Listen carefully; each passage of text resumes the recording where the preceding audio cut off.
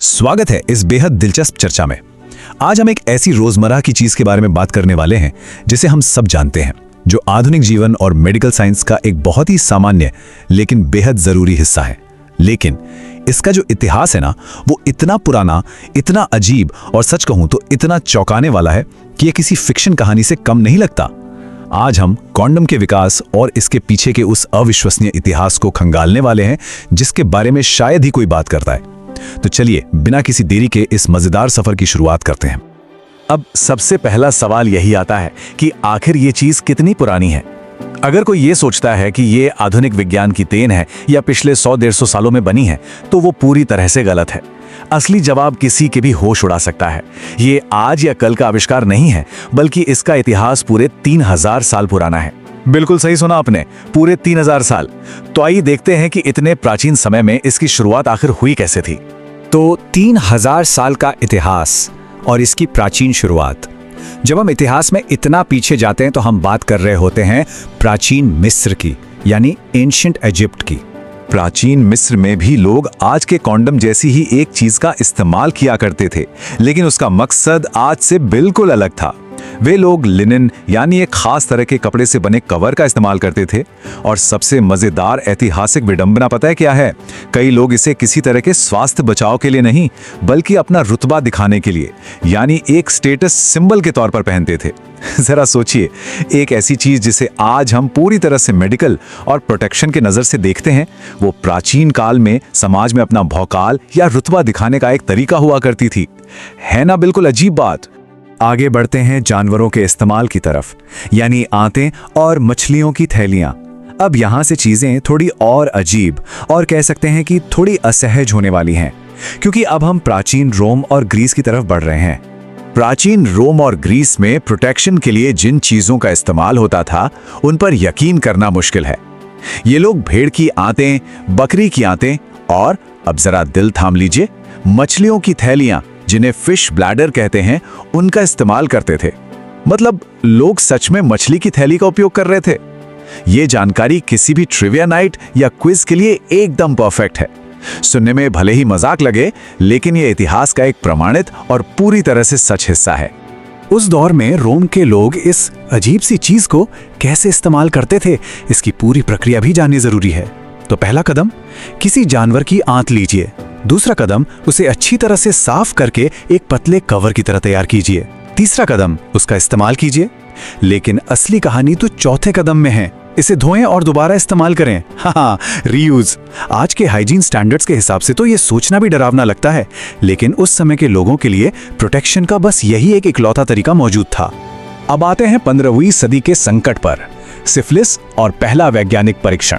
इस दौर में एक भयानक बीमारी ने पूरे यूरोप में तबाही मचा दी थी, जिसकी वजह से इतिहास का पहला बड़ा वैज्ञानिक परीक्षण करना पड़ा। और यहीं से इस चीज का असल मकसद पूरी तरह से बदल जाता है।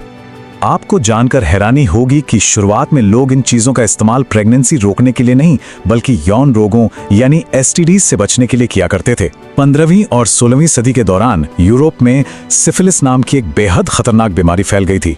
इस जानलेवा बीमारी से लोगों को बचाने के लिए 1564 में एक इटालियन डॉक्टर हुए, गैब्रियल फिलोपियो। उन्होंने एक खास तरह का लिनन कवर डिजाइन किया। ये कोई आम जुगाड़ नहीं था, ये एक डॉक्टर की बनाई हुई सख्त मेडिकल शील्ड थी, जिसे सिर्फ और सिर्फ इस बीमारी के फैलाव को रोकने के लिए तैयार किया गया था। डॉक्टर फिलोपियो ने उस दौर में जो किया, वो विज्ञान के लिए एक बहुत बड़ी छलांग थी। उन्होंने अपने बनाए गए इस लिनन कवर का परीक्षण 1 या 2 नहीं, बल्कि पूरे 1000 लोगों पर किया। और उनका दावा था कि इस ट्रायल में शामिल किसी भी इंसान को सिफिलिस का इन्फेक्शन नहीं हुआ। इसे हम दुनिया का सबसे पहला साइंटिफिक कॉन्डम और शायद इतिहास का पहला क्लिनिकल ट्रायल मान सकते हैं। जरा सोचिए, उस दौर के विज्ञान के हिसाब से ये कितनी बड़ी और अहम उपलब्धि रही होगी। अगर हम इस पूरे सफर को एक साथ देखें तो 3000 ईसा पूर्व में मिस्र के लिनन से जो कहानी शुरू हुई थी, वो 1564 में फिलोपियो के ट्रायल तक पहुंची।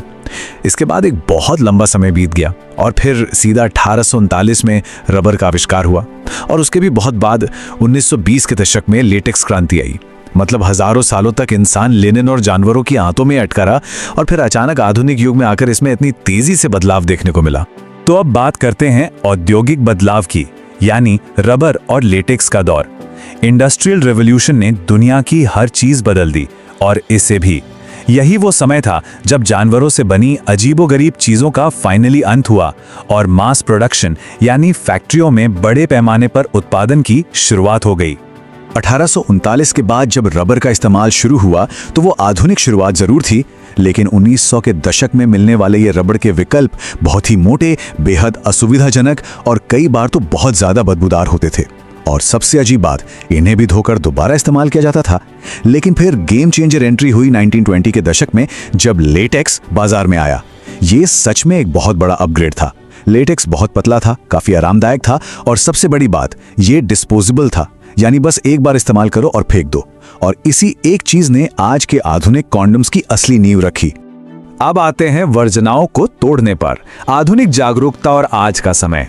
देखिए, तकनीक तो बेहतर हो चुकी थी, लेकिन हमारा समाज अभी भी काफी पीछे था। एक दौर ऐसा भी था जब इन चीजों को लग्जरी आइटम माना जाता था। कुछ जगहों पर तो ये पूरी तरह से गैर कानूनी थे और लोग इन्हें दुकानों से खुलेआम खरीदने में बहुत ज्यादा शर्म महसूस करते थे। तो फिर वो क्या था जिसने इसे लोगों के नियमित इस्तेमाल तक पहुंचाया? 20वीं सदी में बीमारियों को लेकर जागरूकता तो बढ़ रही थी, लेकिन सबसे बड़ा और सबसे गंभीर मोड़ आया 1980 के दशक में। उस वक्त पूरी दुनिया में HIV और एड्स का एक बहुत ही भयानक संकट फैल गया था। इस जानलेवा बीमारी के डर और इससे जुड़ी जागरूकता ने इस प्रोडक्ट को एक शर्म की चीज से निकालकर एक बेहद जरूरी और मानक पब्लिक हेल्थ टूल में बदलकर रख दिया। और बस उसी के बाद से इसे एक सामान्य और सुरक्षित प्रोटेक्शन के रूप में पूरी दुनिया में स्वीकार कर लिया गया। अगर हम इस पूरे सफर का निचोड़ निकालें तो ये सिर्फ एक मामूली से प्रोडक्ट की कहानी बिल्कुल नहीं है। ये दरअसल मानव जीवन, हमारे स्वास्थ्य और हमारी जागरूकता के विकास की कहानी है। कैसे एक बहुत ही प्राचीन और अजीब सा विचार समय के साथ इवॉल्व होकर एक साइंटिफिक और प्रमाणित तरीके में बदल गया। एक ऐसा तरीका जिसने सच में लाखों करोड़ों इंसानों की जान बचाई है। ये विज्ञान और समाज के एक साथ आगे बढ़ने का एक बहुत ही शानदार उदाहरण है। भेड़ की आंतों से लेकर आज के आधुनिक विज्ञान तक के इस पूरे सफर को देखने के बाद मन में एक सवाल तो जरूर आता है कि हमारे आसपास मौजूद और किन रोजमर्रा की चीजों का इतिहास इतना अजीब और चौंकाने वाला हो सकता है। मतलब इतिहास सच में अजीब है ना। अगली बार जब आपकी नजर अपने आसपास के किसी बहुत ही साधारण सी चीज पर पड़े तो एक बार जरूर सोचिएगा कि हो सकता है उसके पीछे भी हजारों सालों का कोई ऐसा ही बेहद दिलचस्प और थोड़ा अजीब इतिहास छिपा हो। आज की इस मजेदार और ज्ञानवर्धक चर्चा में हमारे साथ जुड़ने के लिए बहुत बहुत धन्यवाद। ऐसे ही और भी गहरे और रोचक तथ्यों को हमारे साथ खोजना जारी रखें।